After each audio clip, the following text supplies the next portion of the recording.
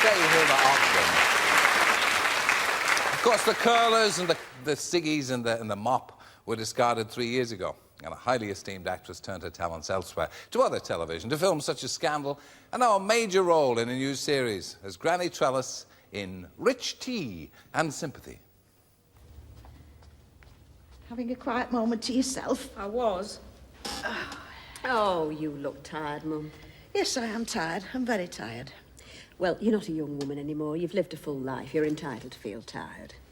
I'm tired, Julia, because I stayed up till 1:30 last night watching the snooker. Oh, am I to assume your chest is better then? Yes. I knew Jimmy would lose. He was rushing his shots. So you're fully recovered now, are you? Yes. Steve's safety play ground him into the ground. I'm asking you about your chest, Mum. How is it, really? It's wobbled a bit in recent months. What, your chest? Steve Davis's safety play. But now it's back to its remorseless best. Mum? 7 frames and not one long ball more than 2 inches from the cushion. Not often you can say that. Thank goodness for that. Mum, you live with me. I'm responsible for you. You've not been well. You've got a weak chest and I want a proper answer. Never mind about Steve Davis's safety play. You're edgy. Your nerves are bad. It's the change. Thank you. Welcome back, Jean Alexander.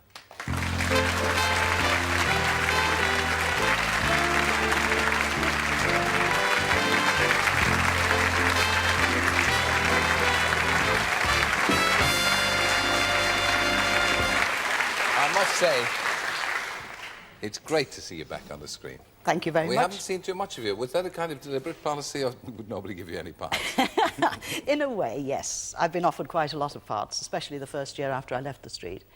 But a lot of them were sort of Hilda-ish type parts, you know, which I didn't want to do anymore. I mean, that was the best one. I don't want to repeat it. Yes, quite. There's always the problem. That is. So, how did you spend time when you weren't working? Oh, well, I read lots. I listen to music. Do you watch any snooker? I watch snooker all the time when it's on, yes. I Is watch Wimbledon all the time when it's on. Yeah. When it's on. Well, it's on. Yeah, it's on at the moment, but it's not on. It's not on. No. No. I even got hooked on darts, actually. There is a whole substrata of ladies of a certain age who know everything about snooker. That's true. And they've never been near a snooker table in their lives. No, I did play once. Did you? When I was in London breaking into television in 1961. And I rehearsed once in a boys' club in Fulham. And in the side room there was a small snooker table, and I used to play then. Yeah. I rather fancied the game, actually. You know, I thought I might be rather good at it, Could have given been the chance. You But could I have never been a had the chance. snooker hustler. You never know. Yeah. So, do you miss Hilda after the 3 years? No, strangely enough, I don't. I thought I would at first. The only thing I miss about it is seeing my friends, you know, but I keep in touch by phone, so that's all right. Yeah. I mean, it was a plucky decision. We said it at the time. You came here Yes. to, as it were, Yes. celebrate the fact that you'd taken that plucky step. There's not many people would, you know. Well, we know why you took for various reasons, Yes. but surely there's been some regret. No, not regret, no. I mean, it was the best job I've ever had, let's face it. You know, to be in the same show, regular work in this business for 23 and a half years is saying something. All right, well, then do you feel the better for leaving it? Yes, I do. I feel 10 years younger. Really do. Is it? This is what people don't appreciate. It was That's hard. true. It's hard work. It's a very fast show. You know, the schedule is pretty stiff. And 2 episodes a week. You get 2.5 days rehearsal, and then you're into the studio doing it. And filming is done on Monday mornings. Well, it was in my time. It's done on Sundays and Saturdays now, and Monday. But that was pretty hard going, you know. And the filming was sort of all off the cuff. You didn't get any rehearsal at all. Did you get a chance to stop if you made a mistake? Oh, yes, there is that. Is that a reason why you haven't done a lot of stage stuff? That is exactly the reason, yes. I'd be terrified to go on the stage again now. Really would. I couldn't cope with having to do a performance every night. The urge to say, stop, we'll do it again. Yeah, that's right, and you can't do that. You've got to talk yourself out of your mistakes. So it's obvious then that Hilda won't return. Absolutely. They tried to persuade me, but I don't want to go back. There's a groundswell of opinion. No, hopefully you'll cases. see me in different things now. I hope you're going to like the new one. No, I think it's quite a good thing to have people doing that, because it means you left at the right time. You Yes. don't want them to be saying, hooray! Rich Tea and Sympathy. That looks well observed. Oh, this is nice, a nice part. And it's a sort of character part I used to play before I was ever Hilda. What sort of stuff did you do before you were ever All Hilda? sorts. I was in Weekly Only Rep. character? You weren't ever a sort of ingenue or... I was never a juvenile when I was a juvenile. In fact, the very first part I ever played on stage was with my first company, which was a travelling company. And I played a juvenile. And I was so bad, it's a wonder I stayed in the business. How is it that you couldn't play a juvenile? I mean... I don't know. Playing anything like me, I get self-conscious.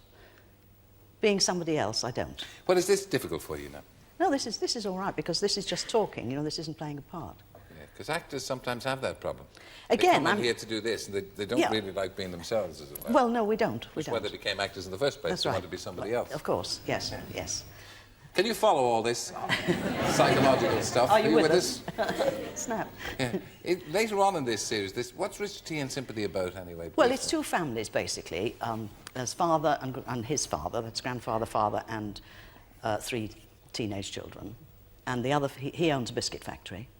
And the other family is grandma, mother, who's divorced, and 2 children, teenage children. And eventually the families get together and integrate in certain ways. And that's what it's about. And I'm not telling you anymore because I don't want to give the plot away. You probably don't know the plot anyway. You probably know your bit. Well, no, I do know what happens. Don't you get entwined romantically with Lionel Jeffries, which is a fate worse than death, I would have. I'm not telling you that. No. Oh, go on, Jean. No, You're no we fun have- anymore. Lionel and I got on extremely well. We had yes? a lot of How scenes well? How together. well? Ha ha! You'll have to wait and see. We had lots of scenes together, but I'm not telling you how it ends He's up. a romantic devil, isn't he? Oh, he's nice. He's nice. He's How good nice fun. is he? Is he very nice or he's just good medium fun. nice? He's good fun. You're useless. You're useless, Jean Alexander. Sorry about that. But I mean, is there anything of... Were you aware sometimes when you were Granny Trellis or Grandma Trellis that there were bits of Hilda creeping in? Hopefully not. I'm dying to see it in case there are, but it's too late now. Yeah. So which is the most like you? Grandma Trellis, or was there ever bits of you in Hilda? I think there might have been bits of me in Hilda. Not that I wanted there to be, but you can't avoid some little bits creeping in, especially when she was supposed to come from the North Liverpool, as I did. And occasionally you get the bit of that coming out, you know. You must have had lots of people who used to stop you in the street and tell you were nothing like her, though, didn't you? No, funnily enough, I get myself up regardless. You know, I have the hair done and the face on and everything and nice clothes, and people stop me in the street and say, I'd know you anyway, you look exactly the same. And I can kill them. That really is murder. Yeah. But is there much of the snooker in this? Because that little clip we showed, she's talking about snooker. There's no actual snooker scene, but she's always talking about it and reading books about it. And you're keen on it. Who's your favourite snooker player? John Parrott, Yeah. because he comes from Liverpool. Well, with as luck would have it, ladies and gentlemen, John Parrott.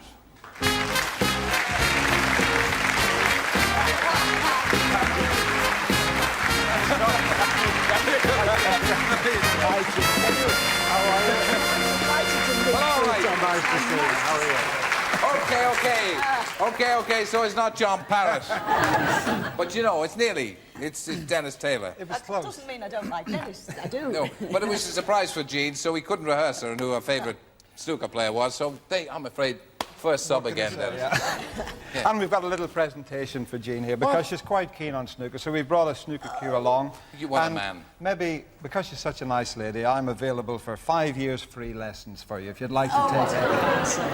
Have you played before at all, Jean? No, I haven't. Let's have a little look at your bridge Now, hand. we couldn't, I have to tell you, because it was a surprise for Jean, obviously, we couldn't wheel out a snooker table, otherwise she might have suspected. We've got the right coloured balls here anyway.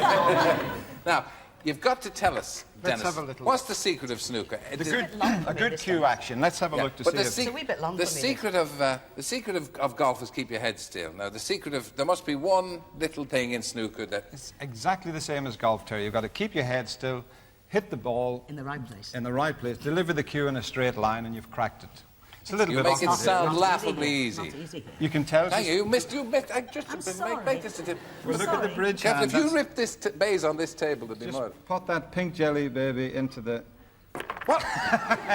What a shot!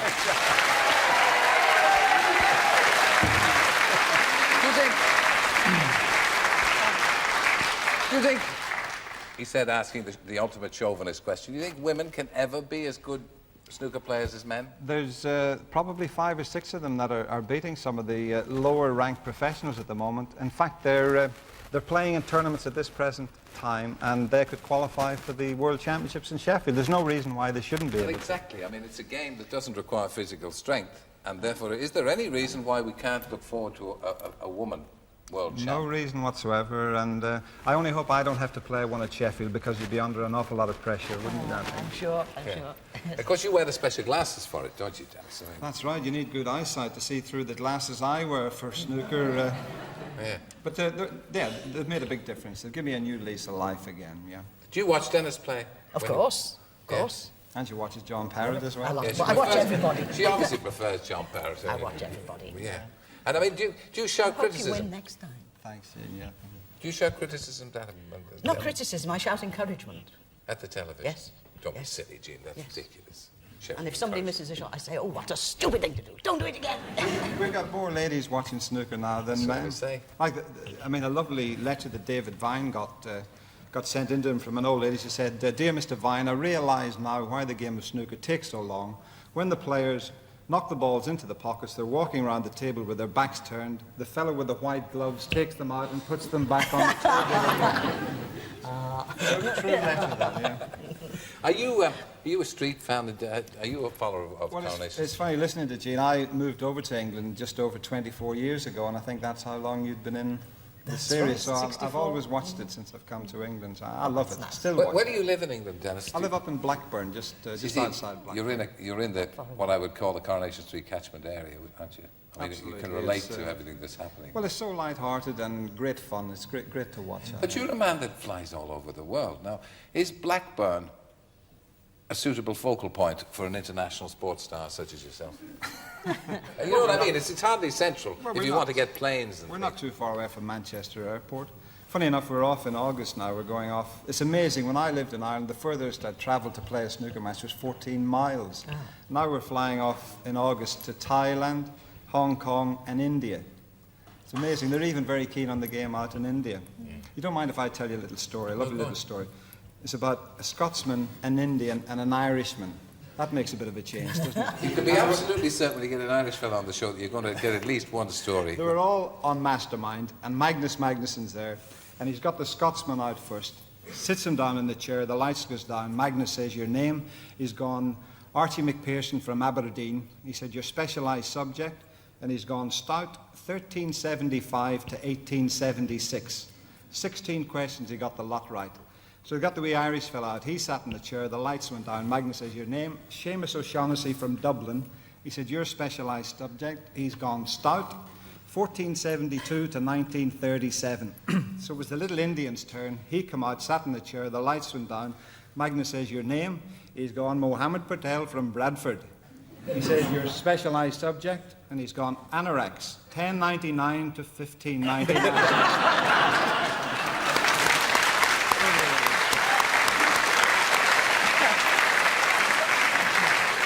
Dennis, thank you for coming in and making what I hope is a pleasant surprise for you. Well, I hope we can have a little lesson sometime. I'd love to teach. There you go, it's an offer of a free lesson. Thank you, lovely Dennis. to see Thank you, you, you too. Dennis Taylor, Jean